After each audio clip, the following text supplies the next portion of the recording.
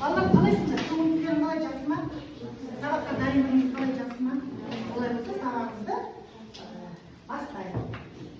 Сабақты бастамас бұрын бірінші серіктесетін өткізеге миға жаттығу дейді. Мынау фигура деп жазып тұрса, сол фигураның атауын атайсыз. Түс деп жазып тұрса, заттың түсін айтасыз. Түсінікті ғой? Ал кеттік, ал бастай. Көк кетеді. Сегіз көк. Көк екі. Шеңбер қызыл. Сары трапез. Қызыл аю. Ноль сұр. Тамаша. Ал отырамыз аға. Кәнекей, үш шапалақ балар. Бір сурет, бір сөз әдісі арқылы бүгінгі сабағымыздың оқу мақсатын анықтаймыз. Суретке назар аударамыз. Төрт сурет бір-бірінен байланысты бір сөз шығу керек. Шеңбер. Өте жақсы, шеңбер шықты. Келесі. Атма центр дейді.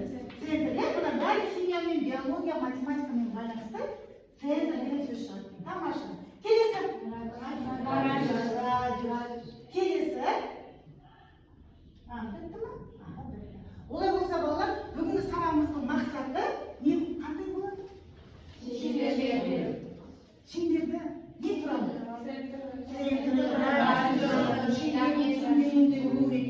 Яғни сіздер бұған дейін сол тақырыпты өтіп кеттіңдер, яғни бүгін сол тақырыпқа тағы да ескертпе шығара өтеміз.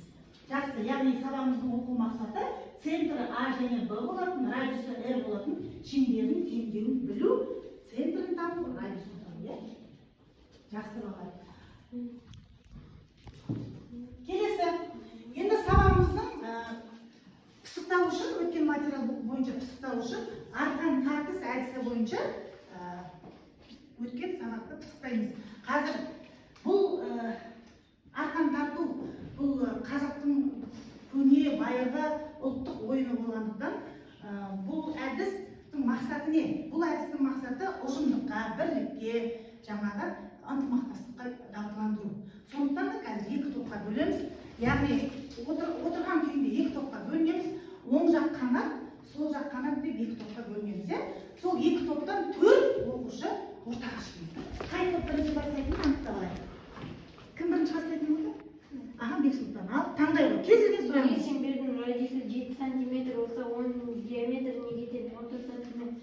Радиусы 7 болса, диаметрі 14 сантиметрге тең болады. Жақсы. Онда тоқтаңыз. Ал сіз енді бастаңыз. Егер хода шеңберінің центрі арқылы өтсе, ол қандай хода болады? Егер хода шеңберінің центрі арқылы өтсе, ол диаметр болады. Тамаша. Келесі. Бірде бір болды. Келесі. Тағы әр топтан бір-бірден шығамыз. Аға. Бейбітжан шықты және Арғұлпа. Жаңа сұрақтарыңызды алайын, қайталамайтындай болсын. Ал. Жоқ. Теңбе-тең болды ғой. Бірдей дұрыс сөйлеп арқылы анықтаймыз. Кім бірінші? Шеңбердің теңдеуі қандай формуламен өрнектеледі? Жақша x минус a квадрат қосылған y минус b квадрат. Тең R2 как? Ердің квадраты. Дөңгелектің ауданының формуласы. S тең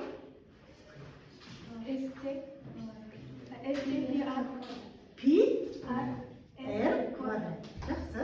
Қабылдаймыз. Екі жауапты да толық қабылдаймыз. Ал тағы да екі топтан бір-бір мүше шықсын. Шыға ғой, сіз шығыңыз, тағым бар. Кел алың. Екі топта бірде-бір сұраққа жауап бердік. Сульф арқылы кіреді. Қайсың бірінші анықтайсың? Кім бірінші? Әне, алың. Шеңбердің ұзындығын табу формуласы қандай? S тең Пи R квадрат. Толықтырам деген оқушылар бар ма? Тобынан кім толықтырады? Өзінің тобынан толықтыратын мүшелер бар ма? Шеңбердің ұзындығын формуласы. Жақсы. Онда мына топ отырады. Келесі сабағымыздың кезегіне көшелік.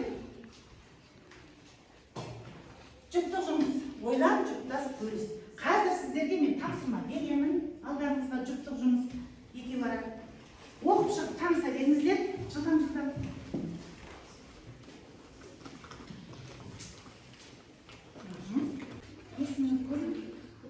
Гүлсезім.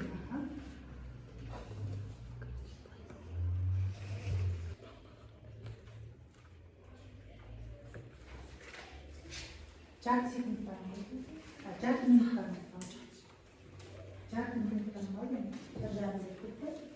Бір-бірімен талқылаймай. Жүрсіз ғой. Бір-бірімен талқылай беріңдер. Түсіндіріңдер бір-біріне. Қай жұп бірінші болды? Бар ма сондай жұп? Бірінші болған жұптар бар ма? Бірінші тапсырманы бітірдіңдер ма? Біріншіні ғана. Кім екеуін, үшеуін бітіре алды? Екеуін. Сіздер қанша оны істедіңдер? Үш сұрақты да толық бітірдіңіз ба? Тағы да. Гүлсезім, сендерші? Сіздер? Толқын айт. Арылып барыз. Онда бәріміз бірге сыныпта талқылайды. Сонымен сыртқы шеңбердің теңдеуі міне берілген центрі мен радиусын айту керек. Қай жұп айтады маған? Центрі бізде 2 мен 3 болады, радиусы 36, түбір асты 36, оны Қысқартамыз деймін, үсті бірден шығарғанда. және радиусы 3. Радиусы 3-ке тең болады. Міне бірінші тапсырмамыз бітірдік. Екінші сұрау ғой мынау ғой. Мына қашықтық қалай табамыз? Айта ғой. Сақинаның енін сыртқы радиусы, ішкі радиусы тең, оны азайтамыз 6-3-ге тең 3. Үшінші тапсырма. Кезде аудан мен формулаға салдым πr квадрат. Сонда бізде 3,114-ті көбейттім 36-ға, сонда мен 113,4 шықты. Ал екіншісінде сол формулаға салдым, бірақ оны 3,114-ті көбейттім 9-ға, тең 28,126-ны. Сосын мен 113,104-тен азайтам 28,126-ны. Менде 84,178 шықты. Келе ғой. S1-дің ауданын тауып жатырмыз, және S2-ші шеңбердің ауданын тауып. Бала түсінікті ма? Қалғандарымыз. Қалған жұптар үшін біз тақтаға не істедік? Жаздық. Түсінікті болды. Балалар, мен химия пәнінің мұғалімімін. Ал енді сендердің осы фастфудтың ең сүйікті тағамдың шеңбер пішіні бар чипсилердің зиянын анықтаймыз бірге. Ал чипсилердің неше түрі бар? Қандай түрлер білесіздер? Көп түрлер бар. Олар чипсондар, фан, Чипсондар. Жақсы. Чипсондар.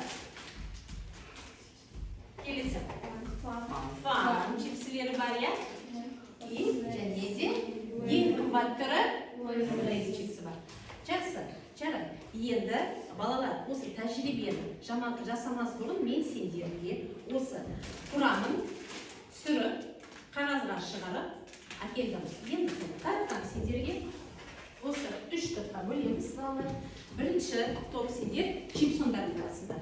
Енді балалар сендердің алдарында не тұр ғой? Бағалау парағы. Сол дескриптор бойынша осы тапсырманы орындаймыз. Не істейміз бірінші? Зиянды заттарды анықтаймыз. Сендердікі Лейс чипсінің құрамы, сендердікі Фан чипсінің құрамы. Енді балалар осы тапсырмаға мен сендерге 3 минут беремін. Уақыт кетті.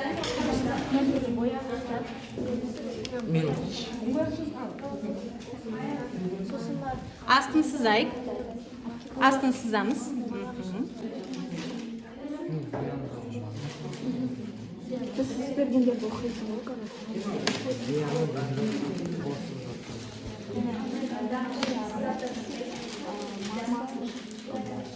Растительные жидкости.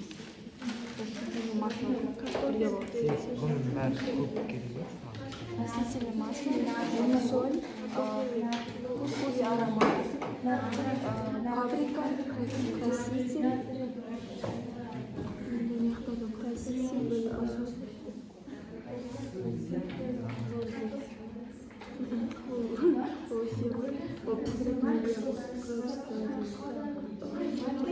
Чипсилердің құрамы, фан чипсилердің құрамы. Так, шық.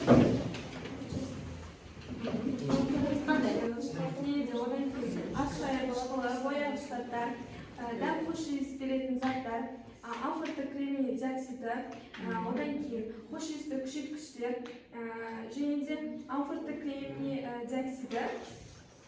Осы қоспалар біздің ағзамызға көптеген зияндарын тигізіп жатыр. Әсер береді. Мынау жерінде деген біз даже білмейміз да қандай заттар екенін, бірақ не үшін сондай зиян болса, не үшін оны жеп отырамыз? Себепті Тәтті болғаннан кейін оның бәрі қоспалар бар. Сол үшін осындай тәтті дәмін береді. Жақсы, отырамыз. Екінші, мынау чипсондар. Енді мен сендерге айтатыным, бала, осы чипсондар табиғи картоптан жасалған жоқ. Оны чипсондар. Өзі міне түрі өзі анық. Ал қандай құрамы, қандай не зиян заттар бар? Құрамында бізде май қышқылдары бар, бояғыш заттар бар, қош иісті бар, сосын амфорты нелер бар, бұршақтар, тұз дегендерді өте көп. Бәрі зиян. Жақсы, жарайсың. Енді балалар, мен осы үш науаны дайындадым.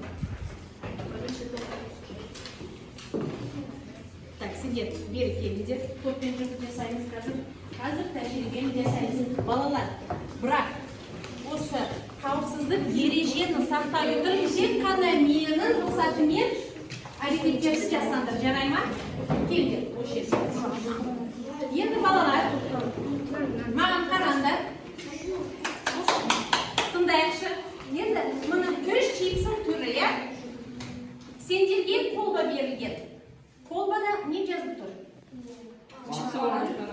Чипсілердің атаулары жазып тұр, иә? Енді қараңдар. Бірінші қолбаға осы чипсондарды алып осы жерден біртіндеп майдаланып, и осы бірінші чипсондар деген қолбаға саламыз.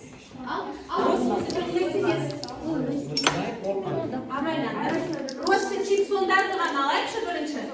Міне, чипсондарды ғана алып, чипсондар деген қолбаға салайық. Енді екінші қолбаға, фан деген қолбаға. Көп емес. Балдар, бірақ штук жетеді. Біреу жетеді.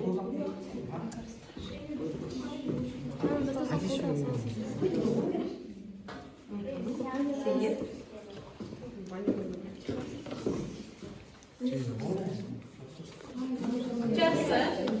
Енді үшінші мынау лейс деген қолбаға мынау лейс түрінен саламыз. Қолдарымыз не болды?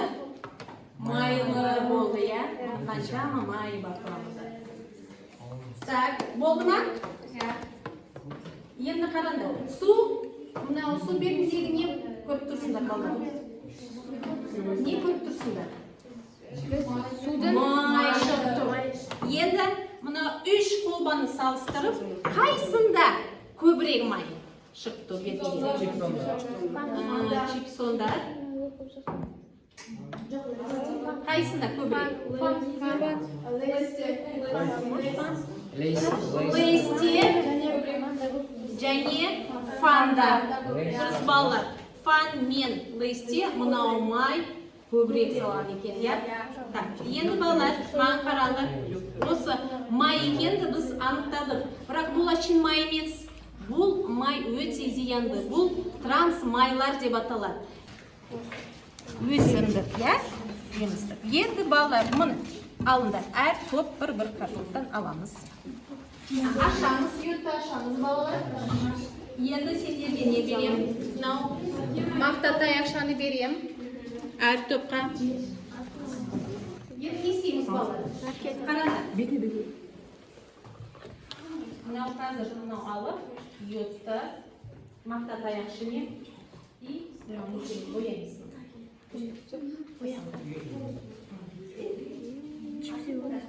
Болды, жабамыз. Үйетті жабамыз. Болды ма? Енді қараңдар балалар, пипеткаларым бар мынауның ішінде. Енді әр мынау енді біздің чипсондар мынау уже ерітінді болды, иә? 2 тамшыдан әр қолбаға тамшылаймыз. Екі тамшыдан көп болмасын. Мына. Став, өзін сыл. Екеуден көп болмасын. Болды ма? Пипеттан да қоямыз. Болды ма бала?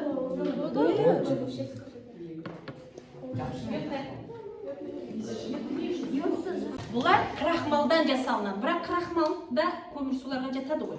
Сол үшін мынау реакцияның түсі бізде шықты. Бірақ не үшін кейбір мынау қолбалар қап-қара болып кетті?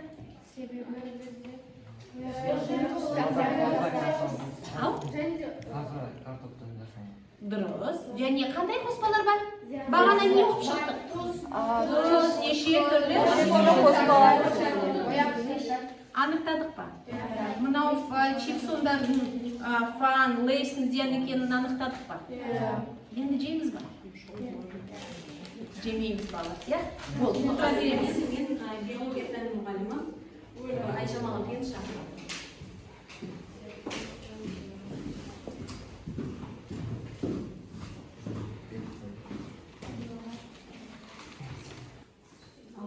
Мына жерде украиндық ғалымдар зерттеу жұмыстарын жүргізген. Соны қайталап, мектеп оқушылары химия пәнінен зерттеу жүргізген. Бірақ оған тышқандарды алғанда тышқандарды 4 топқа бөлген. Біреуіне чипсы берді, біреуіне кириешки берді, біреуіне Е612 деген қоспаны қосты. Ол біздің фастфудтан өнімге болады. Ал төртіншісіне дәнді дақылдарды және жеміс жидектерді берді. Сол зерттеу жүргізгеннен кейін 20-шы күні мынау тұрған тышқандардың барлығы өле бастайды. Өлгеннің алдында денесіндегі жүндердің бәрі түсіп, көздерінде торлы қабыққа зиян беріп, көздері көрмей қалады. Сөйтсе, оның барлығы бауырдың циррозынан қайтыс болған екен жаңағы 20 күннен кейін. Ал мынау кирешки жеген, жүндерін өртейіп неғылған. Ал мынау Е612 бергенде агрессивті көрініс берген екен. Ал енді төртінші жағдайда мынау біздің дәнді дақылдарды жегендегі тышқандар өздерін жайлы сезінген екен. Ал енді балалар қараңдаршы, фастфуд өнімдері, яғни біздің кирешки, фастфуд өнімдерін жегендер тышқандар өліп жатқанда ол адам денсаулығына қалай зиянды деп ойлайсыңдар. Иә? Ал енді тышқанның өзіне жанымыз ашып отыр, ал адам оны күнделікті қолданатын болсақ, мысалы құрамындағы тұздар жаңағы бүйрек, жүрек жүректі қан тамырларға әсер етіп, гипертония, қан қысымының жоғары ауруларын туындатады екен. Ал енді жаңағы құрамындағы канцерогендер денеде шоғырланып, жаңағы онкологиялық аурулар тудырады. Онкологиялық аурулар жаңа жасуша бөліне алмайды. Өсе береді да ісік алдын тудырады екен. Ол кез келген жерде жинақталады. Қай жеріңіз әлсіз, сол жерде ол оянады онкологиялық жасушалар. Ал енді жаңағы айтып жатсыңдар ғой, трансмайлар деп. Ол тек қана бауырға әсер еткен жоқ. Одан басқа ол жаңағы қан тамырлардың тарылтады. Артеросклероз деген не бар, қан тамырлардың тарылуы деген ауру бар. Сол ауруларды тудырады екен. Ал енді жаңағы құрамындағы жаңағы не дедіңдер ғой, жаңағы қош истендіргіштер дедіңдер ғой. Ол қош истендіргіштер ағзада біздің жаңа әсіресе ас қорыту мүшелерінде, асқазан, ішектерде оның қышқылдығын арттырады екен. Жалпы асқазанда қышқылдық болады ғой, ол одан бетер арттырып, асқазан ауруларын тудырады екен. Көрдіңдер ме? Ал енді балалар қараңдаршы, бұны көріп отқаннан кейін өзіміздің жаңағы қарапайым нәрселерді қолдануымыз керек екен. Ал енді осыған байланысты енді сендерге мен мынандай тапсырма берейін. Ол тапсырма сендерге әрқайсысына енді осы сәйкестендіру. Мынау тақырыптар енді сендерге өз денсаулығың өз қолдарында. Яғни қай зат, қай мүшеге зиян келтіреді, соны жылдам анықтайсыңдар. Жарайды ма? Чипсылардың құрамындағы заттар қай мүшелерге әсер етеді? Трансмайлар бауыр, жүрек, қан тамырлар, тұздар бүйрек, жүрек, ал хош иістендіргіштер өкпе, канцергенттер миға, қуық, тағы басқа мүшелерге әсер етеді. Ал мен дискрипторға сүйене отырып 2 балл. Тудырады. Канцерогендер ол кез келген жерде, мида болсын. Жаңағы қазір бізге ең ауру көп, қатерлісі мидікі көп, жаңағы әйелдердің жатырының көп. Міне осы ауруларды тудырады екен. Түсіндік па? Енді балалар, енді өз денсаулықтарын өз қолдарында. Сонымен біздің осы Қазақстанның ұлттық денсаулығы осы әрқайсыларымен өлшенеді. Сондықтан өздерің денсаулық денсаулықтары мықты болу үшін не істеулері керек екен? Неден бас тартамыз? Майлы заттардан, фастфуд өнімдерінен бас тартамыз. Оның орнына мен сендердің өзіміздің қазақи құндылығымызды жоғалтпайтын құрт өнімін беруді ұсынамын. Өйткені құртты жиі жесек, құрттың құрамындағы кальций ауызға салып сорып жүретін болсақ, ол біздің қанға кальциймен толтырады екен. Зиянды заттан гөрі пайдалы өнімді жеуге шақырамыз. Сабақтан кейін аламыз ба, жоқ, рекеме беріп шығарады, ала қойыңыздар, бір-біріңнен алыңдар. Бұнда ала қойыңдар.